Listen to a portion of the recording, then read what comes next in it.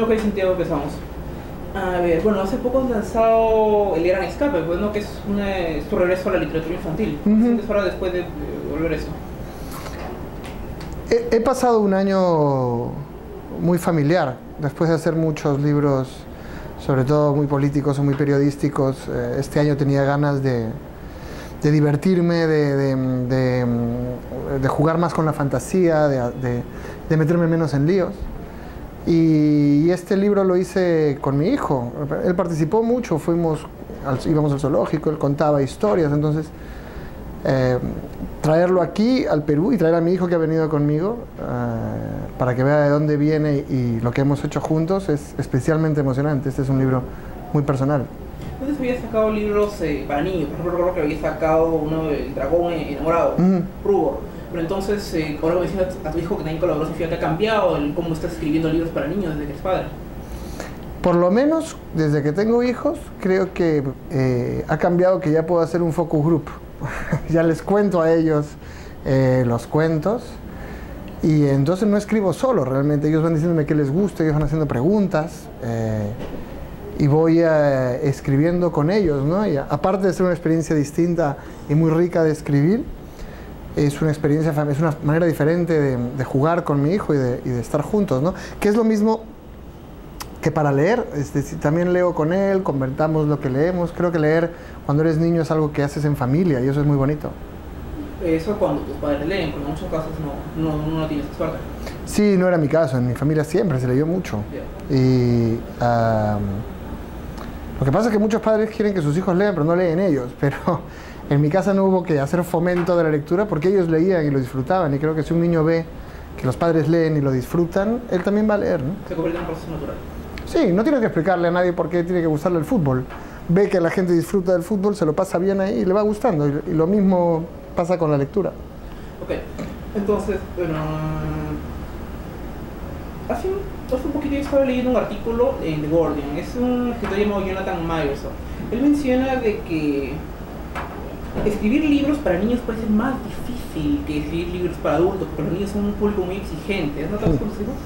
Con mis hijos y con otros niños, ¿no? Los niños son directos. Si les gusta el cuento, te quieren, te abrazan, se te pegan, te tratan con mucho cariño. Si no les gusta, te dicen directamente que les parece un libro muy aburrido y se van. Y eso te obliga a escribir cosas que no vayan a soltar, que no los aburran nunca, que estén llenas sean desbordantes de imaginación, trepidantes, divertidas, llenas de color, llenas de luz, y no puedes perder ningún detalle, ¿no? Un adulto, a lo mejor algo no está tan bien narrado, pero lo salva por la investigación histórica o por el retrato de la época o por los personajes. Un niño no, un niño se entrega con pasión a la ficción y quiere la pura ficción, y eso es un gran reto. ¿Qué cosas te has dado cuenta que no funcionan dentro de lo que me has dicho? ¿Cómo? ¿Qué cosas no funcionan? O sea, que has visto que los niños se aburren en todo caso tus hijos. No, por suerte conmigo los niños se la han pasado muy bien. Mis hijos y los otros niños, cuando les leo los cuentos, la pasan muy bien, pero noto que a veces les leo otras cosas y directamente si no les gustan te lo dicen, ¿no? Ya. En el libro estaba revisando y lo leí y vi que este león, el Capitán Crab, Capitán Krupp, sí. Okay. Este capitán, como que no noto lo que pasa en muchos libros de niños, o sea, son malos y buenos, sino que este capitán, como, o sea, tiene más razón, tiene un poco de maldad, pero sí está bien justificado, ¿no? Bueno, yo quiero escribir libros para niños que también puedan leer los grandes. Que no te aburra leerlos si eres un grande, ¿no? Que un niño los lea, que sea ligero, divertido, se lo pase bien, pero que un grande también encuentre cosas que le interesan, porque eso es lo que a mí me gusta, por ejemplo, de las películas de Pixar, de las películas de Disney. Llevo a mi hijo al cine y no quiero pasarme 1 hora y media viendo algo que le va a gustar a él, pero que yo odio. Quiero que la historia también me atrape a mí. Si tú ves las historias de Disney o de las grandes productoras para niños, también son historias que están concebidas para adultos, y eso es lo que yo quería hacer. Bueno, en muchos casos tienen hasta dos mensajes. Tienen una lectura para los niños y otra para los adultos. Sí, yo creo que eso es lo que pasa con El Gran Escape. Si eres un niño, es una historia con animales, es una historia divertida, es una historia de fantasía. Si eres un adulto, es una historia sobre la amistad, es una historia sobre la libertad, ¿no? Es una historia sobre los grandes proyectos de las pequeñas personas. Y eso Eso es muy adulto también. Los miedos también. A mí me gustan los personajes que tienen que vencer sus miedos. Eso es algo muy habitual en mis historias para niños y para grandes. Ok. Muy bien, estoy revisando un poco uno de tus artículos, bueno, el último que has puesto en La República, y menciona de que los niños, si es que no se les plantea pues cosas que pueden ser en muchos casos incorrectos, como mencionabas cuentos emotivos, incluso lo de esta película que se adaptó Madre, ¿cierto? Matilde. Matilda. Sí. Matilda, que es la película es de Danny DeVito, el libro original es de Roald Dahl. Sí. Exacto, no vas a poder en todo caso, los niños no van a poder distinguir en todo caso entre lo que es incorrecto y lo que no es. Pero luego mencionas de que se van a ir a los videojuegos violentos. ¿No es un poco algo un poco perjuicioso con los videojuegos? No, a mí me gustan los videojuegos. Yo también juego videojuegos. A lo que voy es a que muchas veces queremos controlar lo que los niños leen y no lo que ven. Y yo no creo que haya que controlar lo que ven. Creo que no hay que controlar nada. Lo que hay que hacer es discutir, conversar, dejar que ellos lean cosas diferentes y conversar con ellos al respecto. Igual que los libros para grandes no se hacen para dar lecciones, se hacen para discutir, para pensar, para imaginar, ¿no? Los libros... Las antiguas, las historias clásicas de niños eran muy políticamente incorrectas y las de Roald Dahl como Matilde estaban llenas de cosas oscuras y terribles. En realidad yo no escribo así, yo soy bastante más políticamente correcto, pero disfruto mucho que las historias no sean ñoñas, que las historias no sean bobas, ¿no? Que no tratemos a los niños como tontos. Los niños normalmente son mucho más listos que los grandes, todavía no se han idiotizado, nosotros nos vamos idiotizando con el tiempo. En todo caso no se han ido contaminando con otras cosas, ¿no? O mientras como no han leído tanto, están más abiertos a que les gusten más varias cosas. De hecho, los niños están mucho más abiertos a la imaginación que los grandes. Y eso es algo que a mí disfruto mucho de escribir para ellos, ¿no? Los grandes tendemos a buscar cosas realistas, nos cuestan más ver animales que hablan o ver al canguro tratando de escaparse del zoológico. Para el niño, el mundo del niño no tiene límites, el mundo del niño puede llegar hasta donde su imaginación lo diga. Y por eso es muy bonito escribir para niños, porque tú vuelves a tener esa imaginación que tenías, ¿no? Vuelves a reencontrarte con ella. Que estamos conversando, recuerdo al menos en mi caso que yo leí, el primer libro realmente que leí porque hice mi vida fue La Vuelta al Mundo en 80 días. ¿Cuál fue ese libro que en sí te marcó cuando eras niño? Hubo muchos. Yo heredé los libros juveniles que tenía mi papá en su biblioteca y había muchos de Emilio Salgari. Me acuerdo del Corsario Negro y luego La hija del Corsario Negro, porque Salgari era como una película de Schwarzenegger con 6, 7 entregas, ¿no? Me emocioné con Corazón, El mundo de Amisis. Luego leí Mujercitas y Hombrecitos. Leí todas esas novelas clásicas para adolescentes, siendo muy niño. Y fueron mi primera introducción a la lectura. En realidad fueron las primeras historias de aventuras y de ficción que leí. Pero ha habido un cambio, ¿sabes? Mientras las novelas para adolescentes en ese tiempo eran Mujercitas, o lo que mencionas, pero ahora tenemos otra clase de libros. Por ejemplo, tenemos Crepúsculo, tenemos El Juego del Hambre. ¿Por qué crees que es este cambio tan radical? Bueno, son modas, digamos, no es un cambio tan radical, ¿eh? Hay simplemente cosas que en una época empiezan a brotar como hongos en el mundo de los libros y luego otros hongos y luego unos nuevos hongos. Una temporada estuvieron de moda los vampiros, ahora están de moda los zombies. Es normal, ¿no? Nos vamos aburriendo de una cosa, queremos otra. Y hay cosas que por alguna razón empatan con el gusto mayoritario, el gusto popular. Y ese gusto va cambiando, pero en el fondo son siempre historias de aventuras, historias de amistad, historias de amor. Los temas esenciales no cambian si hablamos de vampiros o de piratas. ¿Qué crees que va a perdurar más en el futuro? ¿Las historias que son corte realista o las que tienen más fantasía o más ciencia ficción? Ninguna. Yo creo que perdura todo lo que tiene lectores, todo lo que tiene gente que se emociona con esos libros, ¿no? Ni siquiera creo que vaya a durar mucho la diferencia entre cultura popular y alta cultura. Creo que cada quien va a buscar el libro que disfruta, el libro que tiene que ver con su vida, o los libros que tienen que ver con sus emociones. Y lo ideal es eso, lo ideal es que podamos leer de todo. Yo personalmente cambio mucho, cuando escribo cambio mucho de un libro a otro, y cuando leo también, no quiero leer siempre el mismo libro, quiero leer a veces cosas realistas políticas, a veces fantasías, a veces historias de aventuras, a veces historias intimistas. Eso es lo fascinante de la lectura, que puedes viajar cada vez a un universo distinto, pero es mucho más barato que viajar de verdad. Ya, pero en algunos casos algunos escritores son etiquetados con cierto género, ¿no? Por ejemplo, antes de yo un poco sobre ti, por ejemplo, yo pensé que nada más escribías novelas de suspenso, por lo de Abril Rojo, pero ahora veo que también has escrito novelas infantiles.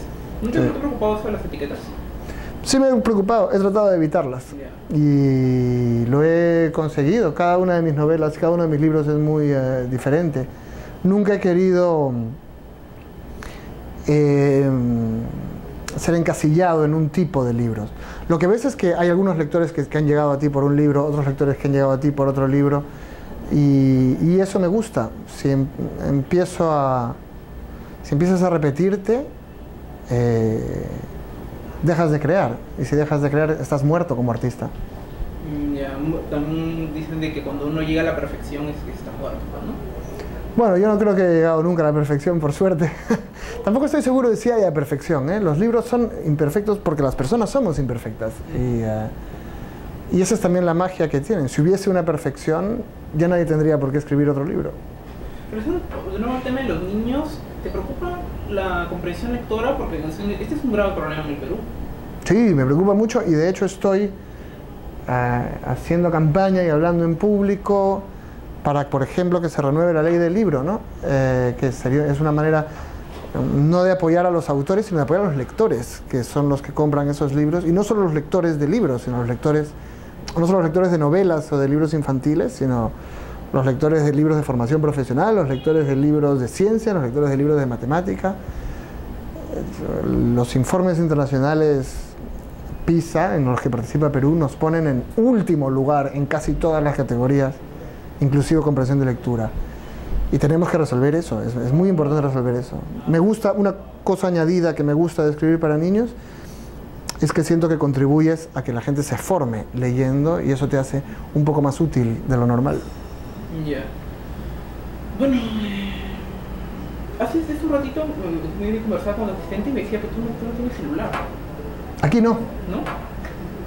Porque tengo el teléfono que recibe mensajes. Ya. Pero cuando llego a Lima, tengo que ver a toda mi familia, tengo que trabajar mucho, tengo muchos amigos. Entonces otras veces que he tenido celular me empiezan a llamar todos, y siempre te quedas sin poder verlos a todos, y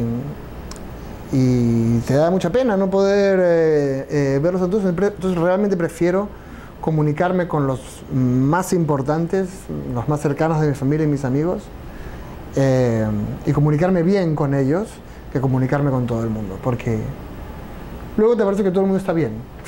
Ves a todo el mundo 5 minutos y ¿cómo estás bien? ¿Cómo estás bien? Y no profundizas, y prefiero ver a pocos, pero saber de verdad cómo están, saber qué ha sido de su vida desde que no nos vemos, vernos un buen rato, ¿no? Si te empieza a llamar todo el mundo, luego ya no ves a nadie bien. Me da la impresión de que eso ocurre bastante en las redes sociales, en Facebook, Twitter. Facebook, ¿tú tienes Facebook? ¿No? Sí, tengo Facebook y tengo Twitter. Bueno, alimento Facebook desde el Twitter. Lo que más me gusta es el Twitter, pero lo uso para el trabajo, no para nada personal. Lo uso para ir contando lo que hago, pongo mis columnas, la gente debate, ¿no? Y discutimos un poco también por redes sociales. Es una herramienta bien útil. Las redes sociales son muy útiles, y sobre todo a mí, que escribo para muchos países, me acerca a los lectores de todas partes. Puedes escribirme en redes sociales y te voy a contestar normalmente. ¿Y te han escrito niños por redes sociales? Sí, ahora que lo dices, sí. Me han escrito niños Eso es lo más bonito, porque los niños te escriben para expresarte de manera muy directa. Los adultos son más pudorosos, ¿no? Los niños te quieren por el Twitter, y eso te emociona mucho. Me emociona mucho llegar a gente que no necesariamente está cerca de la literatura adulta. También me parece un reto, y también me parece algo muy emotivo. Eso pues suena un poco el cliché, pues siempre dicen de que ya la televisión influencia bastante a los niños, el cine influencia bastante a los niños, los videojuegos, el internet. En todo caso, ¿no crees que cada vez es más difícil llegar con la literatura, con los libros a los niños que están tan influenciados por esos otros medios visuales? En realidad no, es un cliché porque nunca se han producido tantos libros, nunca se han vendido tantos libros. Eso es verdad en el mundo y es particularmente verdad en el Perú. Si los libros son buenos y si los libros dan placer, se leen. A la gente no le gusta solo ir al cine o solo jugar videojuegos, le gusta ir al cine y ver videojuegos y ver fútbol y leer libros.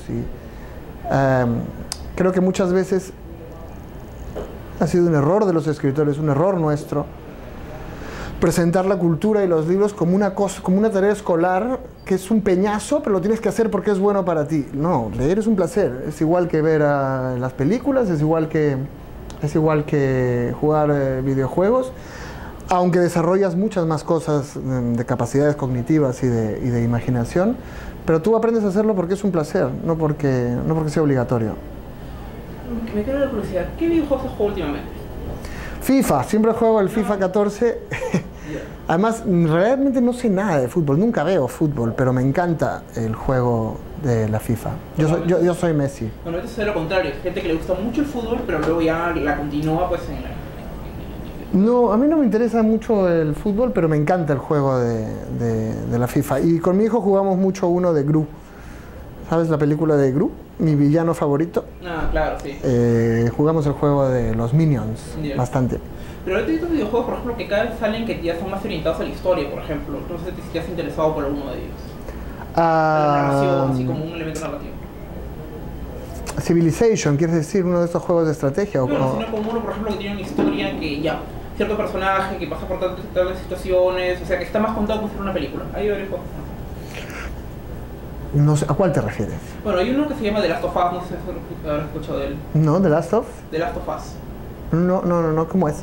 O sea, básicamente la historia de unas personas que ya han pasado 20 años y el mundo pues así invadido por unos hongos y ahora todos son zombies y destruyen a otras personas y todo eso. Bueno, es uno muy identificado. No, bueno, suena bien, ¿eh? No lo conozco. No, ok. Pero me dijiste hace un rato que sí te gusta bastante la ciencia ficción. Me gusta la ciencia ficción, de hecho me encantan autores de ciencia, y de hecho he escrito una novela de ciencia ficción que se llama Tan cerca de la vida, muy inspirada en autores como Ray Bradbury, como Philip Dick, como Ballard. La ciencia ficción puede ser un género muy poético y muy profundo, y los buenos autores de ciencia ficción son espectaculares, ¿no? Hay una especie de prejuicio contra ella de mucha gente, pero me parece absurdo. Creo que lo que pasa es que hay muchos malos autores de ciencia ficción, pero también los hay muy buenos, y eso se puede decir de casi todos los géneros. ¿Has pasado por la ciencia ficción? ¿Has hecho no ficción, pues periodismo, misterio? ¿Pero qué género crees que te gustaría explorar que aún no lo haces? ¿O medio? Es una buena pregunta, me lo estaba preguntando hace unos días. En realidad he estado también en una época, en los últimos años, explorando muchos géneros porque después de algo tan exitoso como Abril Rojo no quería quedarme rehén de eso y seguir haciendo siempre eso, sino quería seguir explorando.